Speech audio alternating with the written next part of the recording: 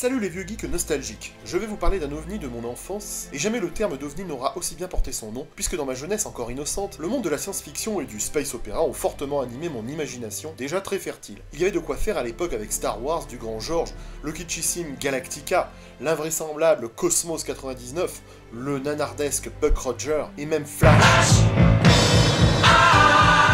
Gordon. C'est au même moment d'ailleurs que je découvrais des BD de Storm, un récit mélangeant space opéra et heroic fantasy aux confins de la galaxie. Et forcément quand on est jeune, les images jouent un rôle prépondérant dans la formation de notre imaginaire. Et lorsque de merveilleux artistes talentueux se mettent à faire des peintures stylées qui déchirent leur mère, il y a de quoi renforcer cet imaginaire, imaginant des histoires de batailles galactiques et de rencontres inattendues dans des mondes lointains se trouvant sur des planètes hautement improbables scientifiquement. Et c'est ainsi que j'ai découvert à l'époque cet ouvrage incroyable d'un fort beau gabarit que possédait mon cousin, et je peux vous dire que ce bouquin m'a fait baver d'envie durant de nombreuses années.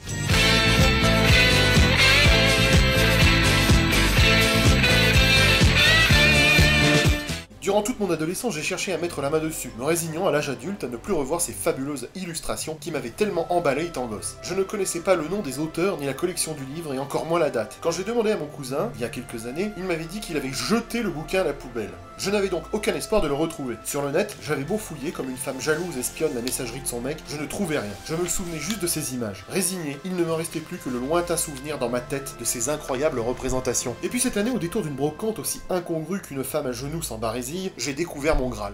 Il était là et m'attendait sur un étalage au milieu d'autres bouquins. Et ce Saint Graal s'appelle Les Monstres de l'espace, guide illustré de la galaxie habitée, écrit par Stephen Caldwell et paru en 1980 aux éditions Fernand Nathan. Bon sang de bonsoir, regardez cette couverture! Regardez cette créature improbable! Comment voulez-vous qu'un gamin de 7 ans ne flash pas sur cette illustration? En tournant les pages, on se rend compte que ce bouquin n'est pas à proprement parler un roman ou un récit, mais plutôt un ouvrage dans la trempe des années 70-80 qui décrivait avec rigueur scientifique la faune extraordinaire des planètes lointaines comme celle d'Alpha du Centaure, Proxima du Centaure, Gadgetia, Nova Nevada, Swarmy, Reptilia Antico, Aquatica, Matar 4, Hades.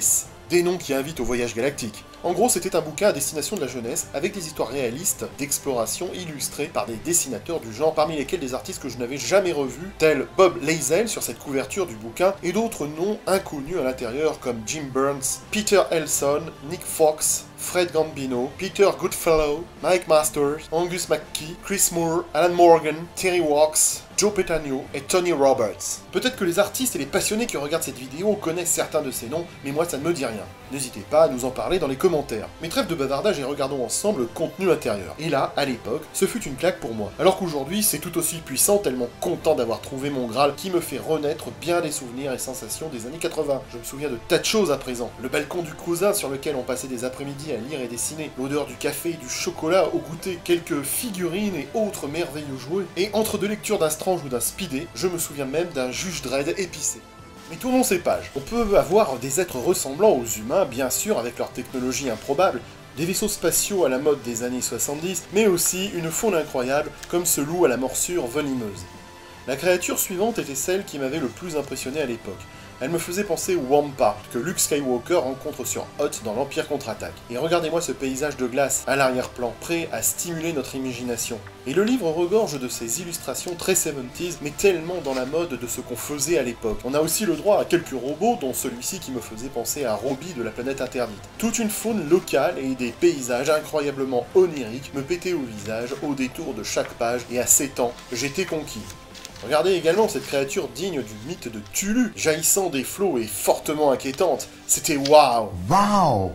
Et cerise sur le gâteau, il y avait des lézards géants, croisements de dinosaures que j'appréciais énormément à l'époque, ou je ne sais quel Godzilla qui me faisait triper. Jurassic Park avant l'heure. Et puis il y avait ce mélange de technologie et de civilisation primitive, affrontant en pagne et avec une lance de redoutables créatures volantes. Là encore, le mélange de civilisation hautement technologique à l'arrière-plan et cet homme perché sur un lézard avait de quoi stimuler mon imagination. Tout un bestiaire incroyable défilé de page en page pour le plus grand plaisir du gosse rêveur que j'étais.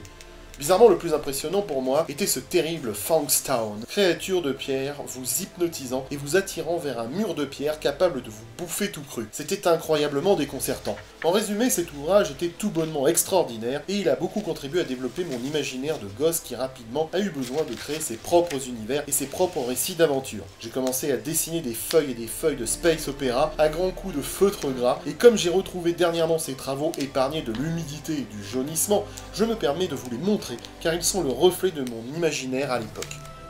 Mon cousin avait aussi un autre bouquin appelé Les Pionniers de l'espace, à l'intérieur duquel il était plus question de technologie qui me paraissait tellement incroyable et qui m'invitait au voyage cosmique et au rêve de société entièrement informatisée, voire même cybernétique, même si je ne savais pas ce que c'était à l'époque. Il y avait également Mondes en guerre, qui se voulait être une histoire illustrée d'un conflit interplanétaire, et également La planète fantastique, qui parlait d'un univers de mystère et de magie. Et je sais qu'il y avait d'autres ouvrages du genre, mais bon, pour moi, Les Monstres de l'espace restent une très grosse Madeleine de Proust qui m'a fait replonger dans bien des souvenirs et des émotions que je croyais perdues à jamais. Et c'est cool d'avoir remis la main dessus. Je voulais donc vous parler, chers amis nostalgiques, de cet ouvrage qui, comme vous le constatez, a marqué mon enfance et qui est probablement à l'origine de mon envie de créer des mondes imaginaires et des univers depuis toutes ces années. À bientôt les geeks. Libre de droit, générique libre de droit, libre de droit. Cette chanson est à moi, YouTube l'enlève pas, c'est libre de droit.